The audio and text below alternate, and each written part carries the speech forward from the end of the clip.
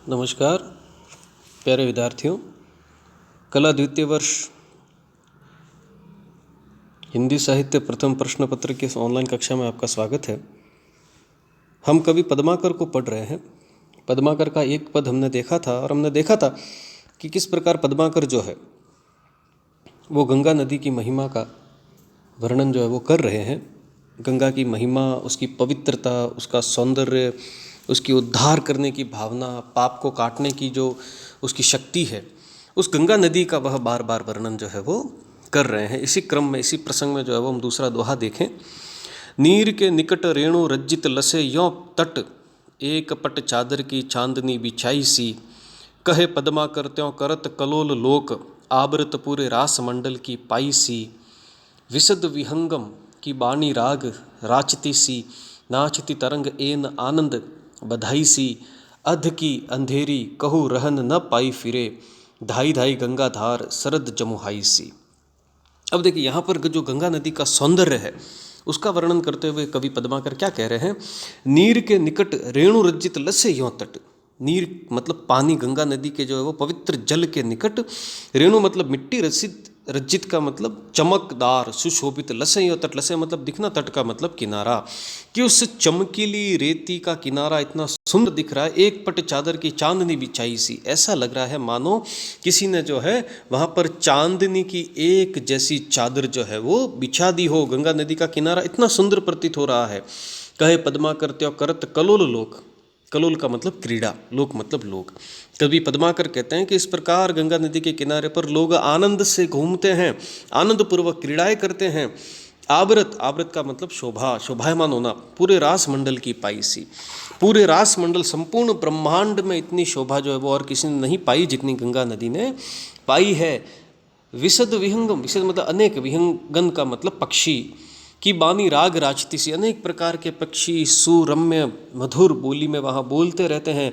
नाचती तरंग एन आनंद बधाई सी, और गंगा नदी की एक एक तरंग, एक एक लहर इस प्रकार से उठती है कि मानो आनंद के साथ जो है वो बधाई दे रही हो। अध की अंधेरी कहू रह न पाई, अध मतलब पाप, अंधेरी कहू मतलब अंधेरी रात कभी रही रह नहीं पाई फिरे। धाई धाई गंगाधार शरद जमुहाई सी, शरद मतलब शरद ऋतु, जमुहाई मतलब चांदनी, कि गंगा नदी की सुंदरता जो है वो शरद ऋतु की चांदनी में इतनी सुंदर प्रतीत हो रही है कि उसे देख के ऐसा लगता है कि पाप की अंधेरी, जो कोई भी भावना या पाप का अंधकार एक क्षण के लिए भी वहाँ ठहर जो है वो नहीं सकता। इतनी सुंदरता जो है वो के साथ गंगा नदी वहाँ पर प्रतीत जो है वो हो रही है। अब देखिए अगला जो हमारा पद है, पद संख्या 3, उसमें गंगा की पवित्रता का वर्णन करते हुए जो वह कवि पद्माकर क्या कह रहे हैं। कलित कपूर में न किरत कुमोदिनी में, कुंद में न कास में, कपास में न कंद में, कहे पद्माकर न हंस में न हासहू में, हिम में न हेरी हारी हिरन के वृंद में, चेती छवि गंगा की तरंगन में, ताती तय तेती छवि क्षीर में न शिरदी के चंद में, चेत में न चेत चांदनी हूँ मैं चमेलिन में, चंदन में न है न चंद छूड़ में न छंद में। अब देखिए यहाँ पर जो है वो गंगा नदी की पवित्रता, गंगा नदी की उज्ज्वलता जितनी जो है उतनी और किसी में भी नहीं है। देखिए, कलित कपूर में न किरत कौमुदिनी में, कलित मतलब सुंदर, कपूर मतलब जो श्वेत होता है, बिल्कुल श्वेत सफ़ेद रंग का होता है कपूर, तो कपूर में भी नहीं, कीर्ति किसी की कीर्ति में नहीं, किसी की प्रसिद्धि में नहीं, कुमोदिनी चांदनी में भी नहीं, कुंद में मोगरे के फूल में भी नहीं, कास सफ़ेद घास में भी नहीं, कपास में न कंद में। देखिए ये सारी चीज़ें जो है वो सफ़ेद होती है और इनमें बड़ी उज्ज्वलता होती है, चमकदार होती है। तो गंगा नदी में जितनी उज्ज्वलता है, जितनी पवित्रता है, वो इन सब में नहीं है। न कपूर में, न किसी की कीर्ति में, न चांदनी में, न मोगरे के फूल में, न सफ़ेद घास में, न कपास में, न शक्कर में। कहे पद्माकर न हंस में, हंस सफ़ेद होता है बिल्कुल, हंस में भी नहीं, न हासू में, खिलखिलाना, जब कोई हंसता है मन से खिलखिलाते हुए तब वह भी सुंदर प्रतीत होता है, लेकिन वहाँ भी नहीं। हिम में, बर्फ़ में भी नहीं, हेरी हारी हिरन के वृंद में, और बार बार देखने पर हिरन का मतलब मोती में भी नहीं, हिरणों के झुंड में भी जो है वो इतनी उज्ज्वलता, इतनी पवित्रता नहीं है।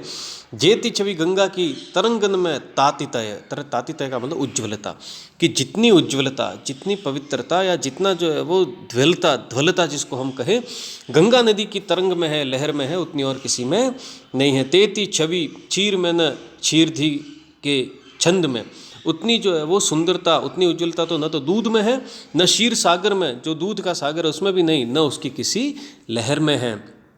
चैत में न चैत चांदनी में, चैत्र महीने में, चैत्र महीना जो है वो धूप के दृष्टिकोण से बड़ा सुंदर होता है, उज्ज्वल होता है, लेकिन उसमें भी नहीं, न उसकी चांदनी में, न चमेलिन में, चमेली के फूल में भी नहीं, चंदन में न चंदन में, न चंद्रचूड़, शिव में भी नहीं, न चंद में और चंद्रमा में भी नहीं। अनुप्रास अलंकार है यहाँ पर।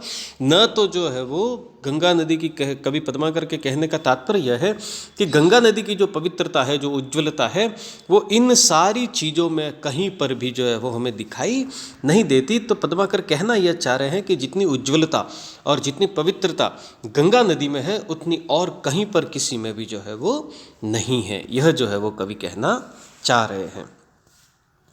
अब देखिए अगला जो हमारा पद है, पद संख्या 4, उसमें कवि जो है वो गंगा नदी की उदारता और उसकी उद्धार करने की जो भावना है, यह मान्यता है कि कैसा ही पापी हो, निकृष्ट प्राणी हो, यदि वह गंगा में स्नान करता है तो उसके सारे पापों का निवारण हो जाता है।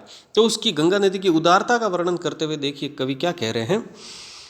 जमपुर, जमपुर मतलब यमलोक, द्वारे लगे तीन के केवारे को, है न रखवारे ऐसे बन के उजारे हैं, कहे पद्माकर तिहारे प्रण धारे त्यो, करी अब भारे सुरलोक को सिधारे हैं, सुजन सुखारे करे पुण्य उजियारे अति, पतित कतारे भव सिंधु ते उतारे हैं, काहू ने न तारे तिन्हें गंगा तुम तारे, और जेते तुम तारे तेते नभ में न तारे हैं। बहुत ही सुंदर पद जो है वो देखिए कवि पद्माकर यहाँ पर कह रहे हैं, गंगा की उदारता का वर्णन करते हुए। यमपुर द्वारे लगे तीन के केवारे, हे गंगा, जब से तुमने पापियों का जो है वो उद्धार करना प्रारंभ किया है, तब से यमपुर के दरवाजे जो है वो लगने बंद हो गए हैं।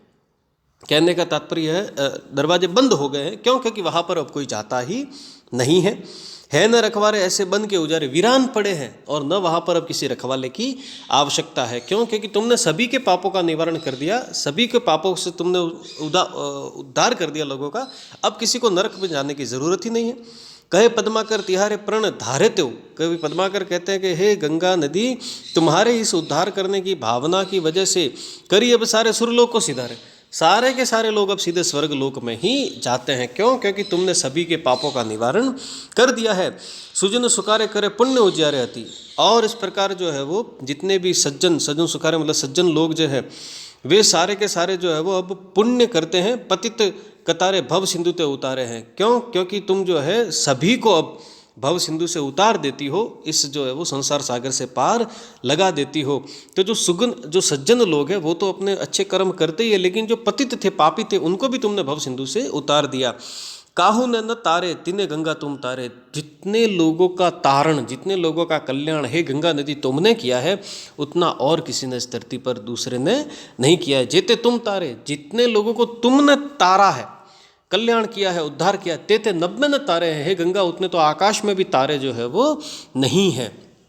तो कवि पद्माकर यह कहना चाहते हैं कि गंगा की जो कल्याण भावना है वह अनन्य है, वह किसी में भी भेदभाव नहीं करती, वह सबका एक समान रूप से उद्धार जो है वो करती है। तो इस प्रकार गंगा नदी की महिमा का और उसकी जो है वो उद्धार की, कल्याण की भावना का वर्णन जो है वो कवि पद्माकर ने यहाँ पर किया है।